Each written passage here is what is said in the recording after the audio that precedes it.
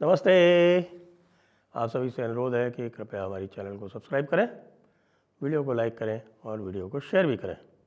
आम आदमी पार्टी ने अपने माफिया एनरोलमेंट में और ज़बरदस्त बढ़ोतरी कर ली है। अब आपको पता है उनके पास तरह तरह के माफिया हैं। उनके पास वक्फ का माफिया है, उनके पास ज़मीन का माफिया है, उनके पास टैंकर का माफिया है और उनके पास शिक्षा का माफिया है, उनके पास शराब का माफिया है। अब उन्होंने कोचिंग माफिया को भी साथ में जोड़ लिया। आप जानते हैं कोचिंग माफिया क्या होता है?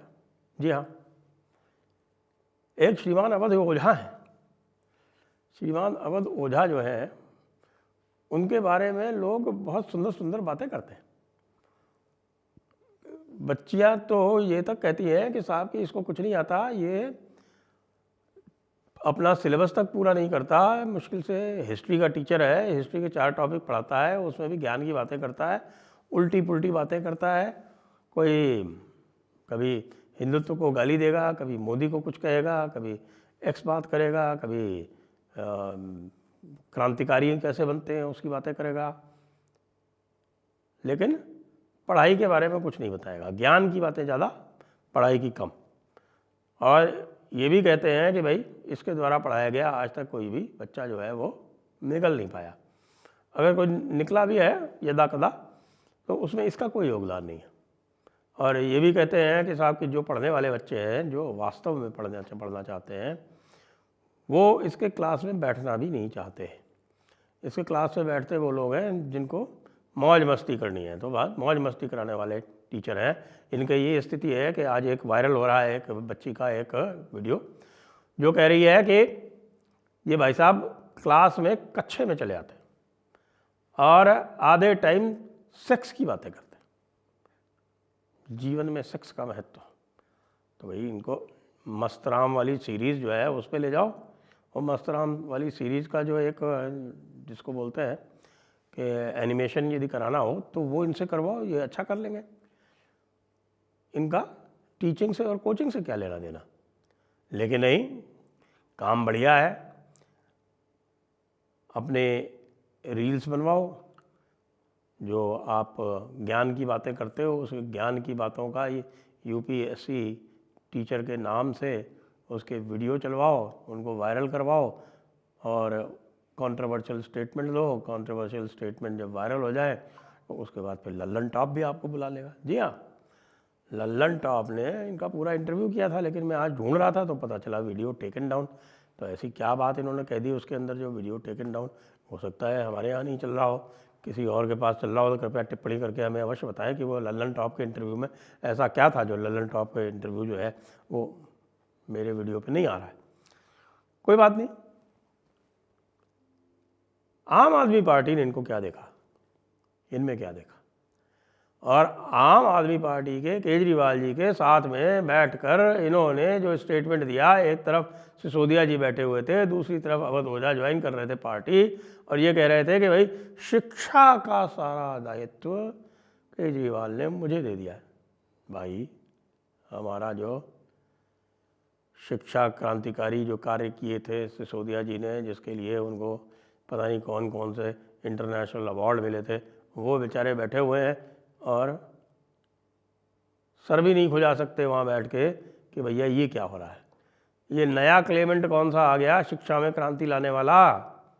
ये शिक्षा में क्रांति लाने वाला जो क्लेमेंट है भाई साहब, ये चौथी पार्टी में ट्राई कर रहा है।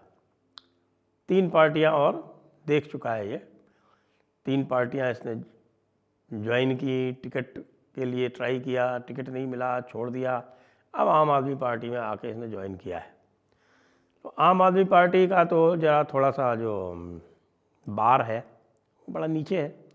तो यहाँ दिल्ली है, अच्छा दिल्ली में भी कोई ऐसी ख़ास बात नहीं है, तो दिल्ली में हो सकता है इसको जो है मुखर्जी नगर, जहाँ पे कोचिंग इंस्टीट्यूट चलते हैं, वो मुखर्जी नगर पटेल नगर की कॉन्स्टिट्यूंसी पड़ती है शायद, तो पटेल नगर से इसको टिकट भी दिया जाएगा बता रहे हैं। लेकिन भाई पटेल नगर से इसको टिकट तो दोगे, लेकिन जो लोग पढ़ते हैं, जिस तरह के लोग पढ़ते हैं, इससे जो है जो इसको अप्रिशिएट करते हैं, उनका तो वोट ही नहीं है पटेल नगर में। इसको वोट दे, इसको वहाँ से करा के करे वो क्या। ये आरजेडी में जा चुका, जेडीयू में जा चुका, बीजेपी में जा चुका, बीजेपी में आप कल्पना कीजिए कि ये कैसरगंज से टिकट मांग रहा था संसद के लिए, लोकसभा के लिए। कैसरगंज किसकी कॉन्स्टिट्यूंसी है? ब्रजभूषण शरण सिंह की। हाँ, तो टिकट उनके बेटे को ही मिला, लेकिन वहाँ से ये टिकट मांग रहा था साहब कैसरगंज से। जरा सोचिए आप, क्या हिम्मत और क्या हिकमत है इस बंदे, क्या हिम्मत और क्या हिकमत है इस बंदे की। अब केजरीवाल जी की जो पॉलिटिक्स है वो स्वयं एक क्रॉस रोड्स पे है, आपको पता ही है।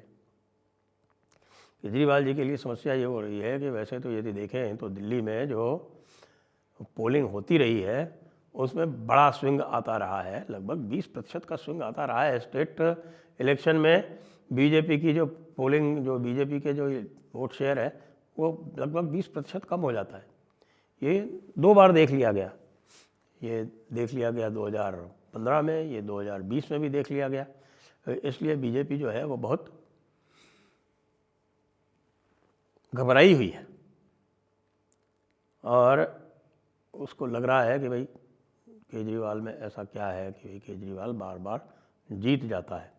हालांकि पिछले 5 वर्षों में, विशेषकर 2020 के बाद से, जब से ये कोविड वाली प्रक्रिया हुई, तो जिस प्रकार से पूरे कोविड में इनकी बद इंतज़ामी रही, मिसमैनेजमेंट रहा, मिसमैनेजमेंट के साथ साथ जिस प्रकार इन्होंने उस समय भी विज्ञापन देना अधिक आवश्यक समझा, ऑक्सीजन की व्यवस्था नहीं की, चारों तरफ झूठ बोलते रहे, सुप्रीम कोर्ट तक से झूठ बोला, हाई कोर्ट तक से झूठ बोला, जहाँ देखिए वहाँ झूठ बोल बोल के और खाली एडवर्टीजमेंट करके सारा काम जो है कोविड की रिलीफ का वो केवल कागज़ों पे हो रहा, सेंटर की बात नहीं मान रहे।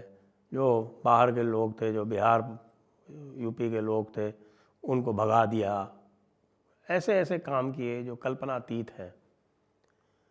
अब चूँकि उस बात को भी 3-4 साल हो गए तो पता नहीं, लोगों की चूँकि बताते हैं कि साहब जो याददाश्त है वो बहुत शॉर्ट होती है, तो वो इसको याद रखेंगे कि नहीं रखेंगे। लेकिन एक काम तो बीजेपी ने अवश्य किया कि वो जो शराब कांड था उसके माध्यम से एक जो इन्होंने अपनी जो ईमानदारी, कट्टर ईमानदार वाली जो छवि बना रखी थी, वो कट्टर ईमानदार वाली छवि तो ध्वस्त हो गई।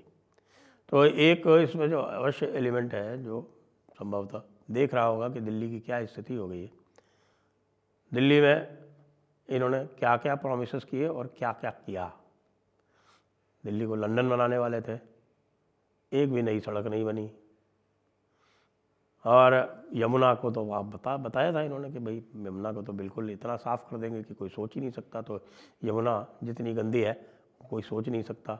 इन्होंने दिल्ली को पोल्यूशन फ्री करने का वायदा किया था, तो सारा पोल्यूशन जो है वही इनकी ही सरकार, आम आदमी पार्टी की सरकार जो पंजाब में है वहाँ से आ रहा है। दिल्ली में इन्होंने दुनिया भर के सीसीटीवी लगाने का वायदा किया था, वो सीसीटीवी भी कहीं आपको दिख नहीं रहे। पानी की समस्या समाप्त करने का वादा किया था, तो पानी की समस्या जो है वो इतनी अधिक हो गई है कि लोग जो है वो माथा पीटते कूटते घूम रहे। शिक्षा, बहुत अच्छी बात की थी साहब कि हम जो है वो गुणवत्तापूर्ण शिक्षा देंगे, एक भी नया स्कूल नहीं बनाया। ट्रांसपोर्ट की सारी समस्या हल कर देंगे, डीटीसी की हालत पूरी तरह से खस्ता कर दी, नई बसें भी नहीं ऐड हो पा रही। और मेडिकल के बारे में तो आपको पता है कि मेडिकल की व्यवस्था जो है वो पूरे विश्व में सर्वोत्तम करेंगे, तो मेडिकल में एक भी नया हॉस्पिटल नहीं ऐड किया। जो मोहल्ला क्लिनिक बने वो अपने आप में एक केस स्टडी इस प्रकार से बन के रह गए कि लगता है कि साहब की वो मोहल्ला क्लिनिक नहीं, लोगों को ठेके पे दिए हुए एक और लोगों की आमदनी का ज़रिया बनाने वाले कुछ उपक्रम है। वॉलंटरी गार्ड बना दिए, यानी कि होम गार्ड के रूप में लोगों को इकट्ठा करके और अपने कार्यकर्ताओं को नौकरी दे दी। ये काम अवश्य किया। वक्फ की ज़मीनें जो हैं वो जम के हड़पी, वक्फ बोर्ड को खूब सारे पैसे भी दिए, वक्फ बोर्ड को इनेबल भी किया, एम्पावर भी किया, जो कुछ भी उल्टा पुल्टा हो सकता था सारा किया। लेकिन क्या उसके बाद भी लोग वोट दे देंगे केजरीवाल को? अब आप कुछ कह नहीं सकते, क्योंकि फ्रीबीज भी जितनी प्रॉमिस की थी ना, इस बार वो दे नहीं पाया। दे इसलिए भी नहीं पाया क्योंकि 5 साल तो इसको झगड़ते लग गए। इतना काम अवश्य हुआ कि साहब, चूँकि दिल्ली सरकार को एक प्रकार से जो इनकी मनमानी हो रही थी उसको रोक दिया गया सेंट्रल गवर्नमेंट ने ऑर्डिनेंस ला के। इस कारण ये बहुत कुछ जो फ्रीबीज जो है उल्टा पुल्टा जो बांटना चाहते थे वो बांट भी नहीं पाए, हो ही नहीं पाया इनसे। तो अब इस तरह की जब स्थिति है तो भाई अवध ओझा जैसे गपोड़ी जो है उनको चाहिए। अवध ओझा आके लोगों को ज्ञान की बातें कहेंगे, ज्ञान की बातें कहने में उनकी एक्सपर्टीज़ है। वो राजनीतिक बातें चाहे कर पाए या ना कर पाए, ज्ञान की बातें तो कर ही देंगे। और ज्ञान की बातों से ही अवध ओझा इनकी संभवतः छवि जो है वो सुधार देंगे, क्योंकि सिसोदिया जी तो पटपड़गंज छोड़ के जा रहे हैं, ये बिल्कुल पक्की बात हो गई। सिसोदिया जी बड़ी मुश्किल से पटपड़गंज से जीते थे पिछली बार, इस बार उनके जीतने की कोई संभावना बताई नहीं जा रही। तो अब सारे माफियाओं के साथ में हम लोग कोचिंग माफिया को भी आजमाएंगे, कोचिंग माफिया की बातों का भी आनंद लेंगे और केजरीवाल जी की बुद्धिमत्ता की दाद देते रहेंगे। जय हिंद, जय भारत, वंदे मातरम।